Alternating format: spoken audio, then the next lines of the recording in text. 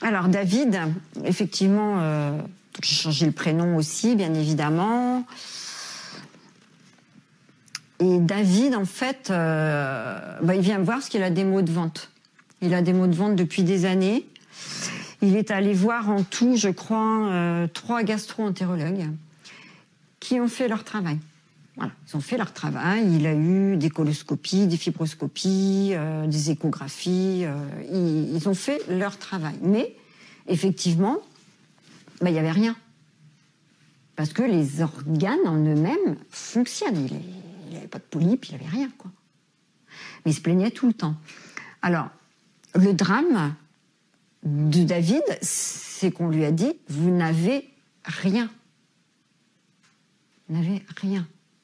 Et donc, il est venu complètement désemparé en me disant je sais bien ce que je ressens. Pourtant, j'ai mal au ventre, quoi. Je dis bon, on va faire le bilan et puis on va voir ce qui se passe. Alors, David, il était jeune aussi, à peine 30 ans. Donc là, qu'est-ce que je vois? Là aussi, donc j'ai un œil quand même avisé. Qu'est-ce que je vois ici? Tac, mon 14 ici, là. Je suis à 14. Il faut essayer de ne pas descendre en dessous de 20. Donc je suis à 14. Toujours au niveau du tube digestif. Et ça représente l'intestin grêle. Donc qu'est-ce que je vois? Que j'ai des fermentations dans l'intestin grêle. L'intestin grêle ne doit pas fermenter. Il doit assimiler, je dois avoir des enzymes, mais je ne dois pas fermenter. Et là, la première chose que je lui dis à David, c'est moi je vous crois. Moi je sais. Moi je crois que vous avez mal au ventre. Et en fait, vos maux de ventre viennent ici des fermentations que vous avez au niveau de l'intestin grêle. Donc ça, c'est la première chose que je vois. Là aussi, je me retrouve sur des résistivités qui sont très très hautes. Pourtant, lui, il n'a pas de bêta-bloquant. Donc il perd énormément d'eau. Ici, j'ai une résistivité qui est très haute, 286. C'est très très haut. Avec du 7,50, là il est en alcalose plus.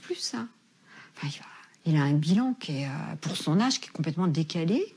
Donc ça, carence protéique, ça je le vois tout de suite, plus. Validé parce qu'il me dira sur son alimentation, donc il n'en mange pas. Donc je le vois tout de suite. Et puis sa carence protéique, là du coup, pour l'instant, le met en alcalose. Ce que je vois aussi par rapport à tous mes RH2 ici, moi je vais dire qu'il est en inflammation. Il a un terrain inflammatoire. Donc je ne vais pas détailler là non plus. Donc je vois qu'il a un terrain inflammatoire, il est dénutri, il fermente. Et puis là j'arrive ici à 7,32, donc c'est quand même un petit peu haut. Il faut essayer quand même de ne pas dépasser 7,10. C'est vraiment le maximum à ne pas dépasser. Donc là, il perd des bases. Mais en même temps, il en a là. Donc là, il a un système acido-basique qui fonctionne. Il a trop de bases, donc il les évacue. Donc ça, c'est pas forcément négatif. Le négatif, c'est ça. Ça fonctionne, mais ça fonctionne pas.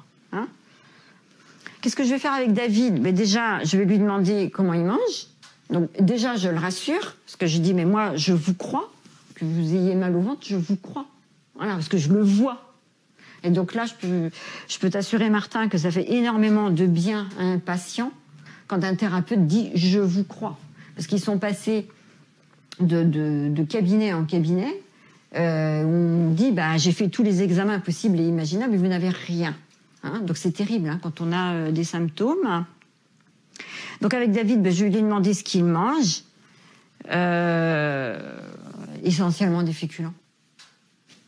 Il mange essentiellement des féculents à base de riz. Donc c'est du lait de riz, des galettes de riz, du riz, matin, midi, soir. Je suis assez impressionnée. Donc j'ai dit, là je suis désolée, mais il va falloir faire un réglage alimentaire. Pourquoi? Parce que l'excès de féculents, finalement, le met en fermentation. Le met en fermentation, pourquoi? Parce qu'il y en a beaucoup de trop. Et à ce moment-là, il développe une flore pour prendre en charge l'excès de sucre. Donc tu peux assimiler ça à un excès de sucre comme quelqu'un qui se gaverait de sucrerie, ouais. Du point de vue redox pH. C'est ça. C'est un excès par rapport à ce qui est capable d'assimiler le tube digestif. hein. Tout à l'heure, je parlais d'homéostasie par rapport au pH, au redox, etc. On peut parler aussi d'une certaine homéostasie. C'est pas vraiment une homéostasie, mais on doit avoir des équilibres alimentaires. Voilà. Au niveau du compost, on parle du C sur N. Et ben, dans notre tube digestif, c'est pareil. On doit avoir un ratio C sur N. On ne peut pas fonctionner qu'avec des sucres ou qu'avec des féculents ou qu'avec des protéines. On a besoin, le tube digestif du mammifère et de l'humain est omnivore. Ça veut dire qu'on a besoin d'apporter un petit peu de tout dans des proportions bien particulières. Donc là, David était tout simplement en excès dans son alimentation qui a généré le développement d'une flore pour prendre en charge, et donc il s'est mis en fermentation, ce qui lui a généré en fait ces maux de ventre épicymés. Et donc, comme il mange que des féculents, il se retrouve sans protéines. Voilà. Et bien souvent, quand on a ici un excès de fermentation au niveau du tube digestif, on a souvent un excès de sucre avec une carence protéique. C'est très très souvent lié. Pourquoi ? Parce que ceux qui ne mangent pas de protéines vont manger plus de féculents, effectivement, pour ne pas avoir faim. Hein, on parle bien de sucre lent pour repousser la sensation de faim. En attendant, on décale ici complètement le terrain. Hein.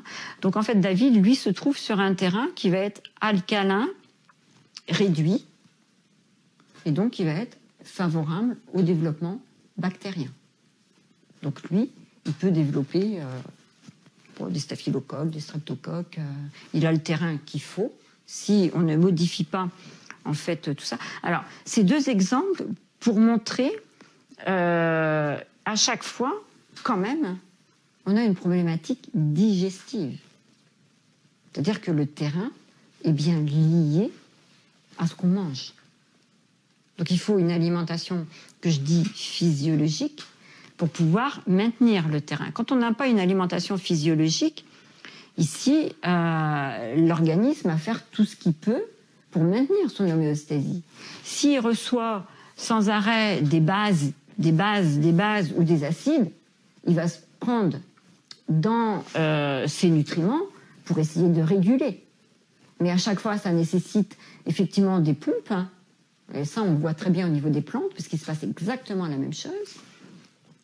Et si on fait intervenir des pompes ATP, de toute façon, on va mettre en oxydation. Hein, on va dépenser de l'énergie. Et donc, ces gens-là, qui sont tout le temps en train de réguler, sont fatigués. D'accord ? Et donc, pour David, tu préconiserais quoi comme nouveau régime dans ce cas-là ? J'ai diminué drastiquement ces féculents. Et surtout, je lui ai demandé de remanger des protéines animales pour rééquilibrer, en fait, l'apport protéique sucre. Pour éliminer, donc du coup, je vais automatiquement modifier sa flore parce qu'elles n'auront plus rien à manger. Donc là, pas de probiotiques. Parce que là, les probiotiques, c'est à tout va. Hein. C'est tout le monde s'y met. Hein. Maintenant, c'est probiotique, hein. C'est le remède universel. Non, là, j'en ai trop. Attention, j'en ai trop de bactéries. Et c'est vrai que quand on fait un bilan bioélectronique, on va pouvoir, savoir si on doit donner des probiotiques ou pas. Dans la plupart des cas, en tout cas dans les dernières années de libéral que je faisais, les derniers bilans, j'avais 8 cas sur 10, on était en excès de fermentation. Voilà. Donc les probiotiques ne sont absolument pas justifiés. On met des probiotiques là-dessus, on fait flamber, en fait, l'intestin, puisqu'on en rajoute. Hein. Donc c'est vrai que le bilan bioélectronique permet aussi aux thérapeutes de ne pas faire de bêtises. Voilà. Déjà, d'une, de cibler la problématique, et deux, de ne pas faire de bêtises, de ne pas donner, parce que les compléments alimentaires sont actifs. Il ne faut pas croire que ce n'est pas actif. Donc David, voilà, je lui ai demandé de remanger de la protéine et de lever le pied sérieusement sur tous les féculents, ce qu'il a fait, hein, parce que de toute façon il était tellement mal qu'il a été, vraiment il s'est rétabli très très vite, quoi. Il m'avait renvoyé un mail pour me dire mais je vais beaucoup mieux, avec peu de choses. La plupart du temps, quand je fais du réglage alimentaire, quand je fais un bilan bioélectronique, je commence par un réglage alimentaire avant de donner des compléments alimentaires. Donc en plus, je vais faire des économies aux patients. Donc on fait d'abord un réglage alimentaire et si ça va pas mieux, on va proposer des compléments alimentaires. Ou bon, on a vu pour Manon, elle était tellement haute ici, elle avait tellement peu d'enzymes que d'emblée je lui en ai donné. Parce qu'il y a des fois où les gens vont vraiment pas bien. Voilà. Donc tout ça, ce cas-là, il est quand même, il est assez intéressant parce que il serait resté dans le circuit classique, il n'en serait pas sorti parce qu'on ne voyait rien. Et on ne peut pas remettre ça en cause parce qu'ils ont des outils pour voir des choses. Mais quand avec ces outils-là, on ne voit rien, bon, enfin de dire qu'il a rien, c'est autre chose, mais voilà, on ne peut pas tout déterminer. Et donc là, avec la bioélectronique, on va voir, souvent ce que je dis, c'est on voit des choses qu'on ne peut pas voir autrement, parce que tout simplement, on n'y pense pas, et on ne pense pas à le mesurer. Après, avec des outils classiques, mesurer des fermentations, je ne sais pas si ça existe. Là, on a notre électrode de redox qui est quand même vraiment adaptée pour mesurer des fermentations.